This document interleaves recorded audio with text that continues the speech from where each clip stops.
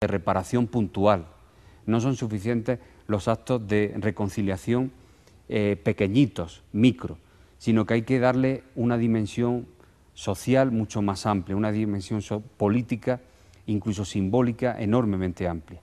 Y para hacer eso hay que abordar procesos primero.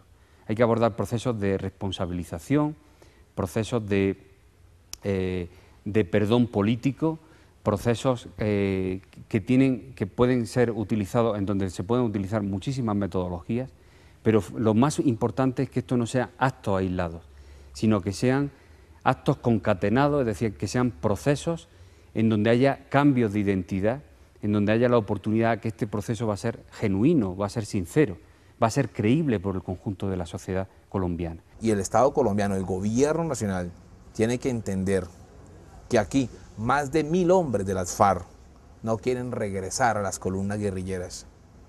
Son 1000 hombres que ya nunca más quieren volver a portar un fusil.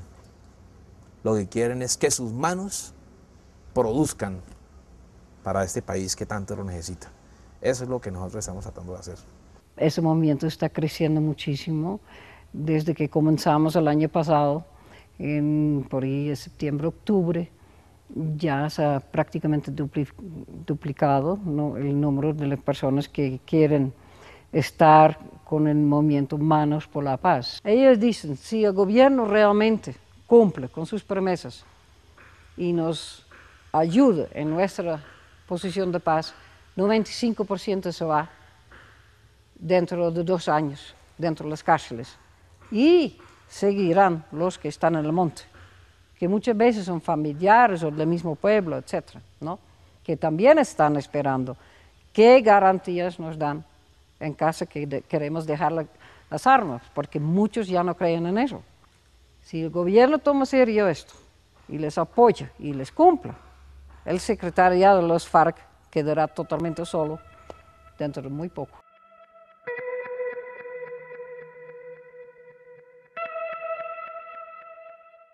Hay respuestas inmediatas de por qué pensar que un desmovilizado puede aportarle al país y cómo el proceso de justicia transicional puede beneficiar también al antiguo perpetrador, al desmovilizado, ¿no?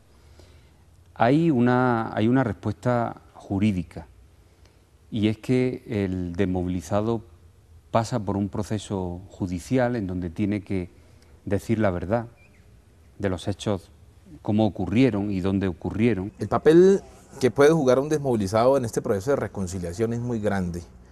Nosotros que conocemos nuestras regiones, nosotros que somos hombres de provincia, sabemos cómo volver a reconstruir ese tejido social que de una u otra manera afectamos.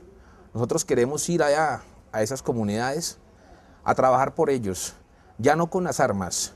Queremos trabajar es con nuestras manos, que son manos de paz y reconciliación. Una respuesta ética de la sociedad significa que estas personas pueden ir en el futuro a los colegios, a hablarle a los niños y a las niñas, a los jóvenes, a hablarles de lo que supone la lucha armada, de lo que supone la guerra, de cómo destroza a las personas, de cómo destroza los procesos sociales, políticos, sindicales, comunitarios. Aquí hay un potencial importante, un material humano que hoy ha pedido perdón, que hoy reconoce haberse equivocado, pero que también quiere que a través de sus experiencias se pueda servir a la sociedad colombiana para que especialmente se garantice la no repetición en Colombia. Ellos pueden tener actuaciones de carácter político o de carácter social, por ejemplo en las juntas de acción comunal, por ejemplo en las juntas de vecinos, e inclusive pueden votar por sus candidatos cualquiera que sea el partido. No están impedidos para ello y no pueden ser estigmatizados ni por sus vecinos ni por los políticos comunes y corrientes que creen que los desmovilizados no tienen derechos civiles, los tienen plenamente. De manera que los que quieran hacerlo lo pueden hacer. Los que estén procesados no, obviamente, pero los que en general, la gran mayoría que no tienen cargos y no están procesados pueden realizar sus actividades políticas y sociales plenamente. Una sociedad tiene que dar oportunidades de futuro a aquellos que incluso dañaron a la propia sociedad. Si esas personas reparan adecuadamente, si esas personas dicen la verdad, si esas personas están dispuestas a no volver a utilizar la violencia contra la sociedad tiene que tenerle una respuesta de futuro. La respuesta no puede ser que estén condenados 40 o 50 años en la cárcel, porque sería inservible para la sociedad.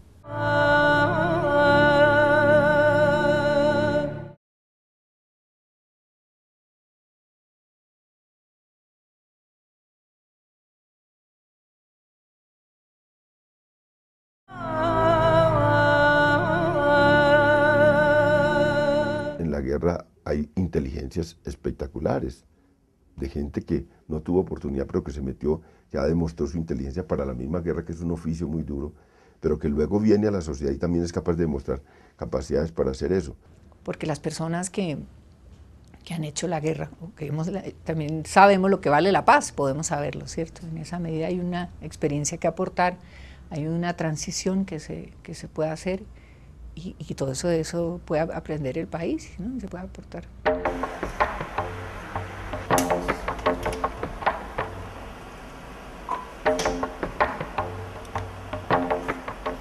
Francisco Galán militó con el Ejército de Liberación Nacional desde 1971 y durante años fue uno de sus dirigentes más importantes.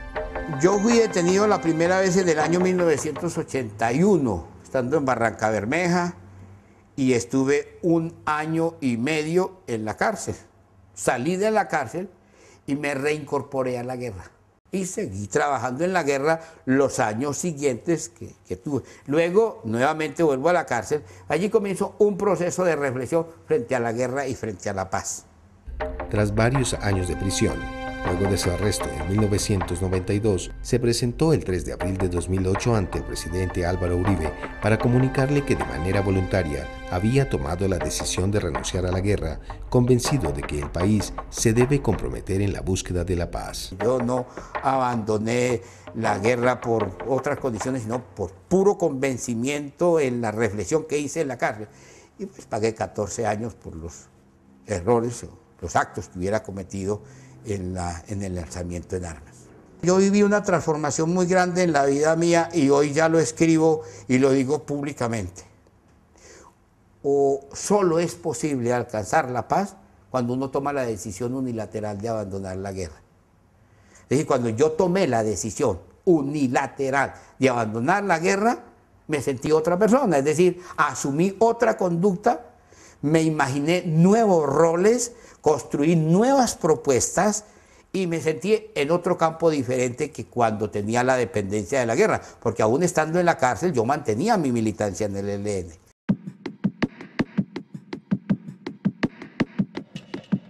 Uno de los objetivos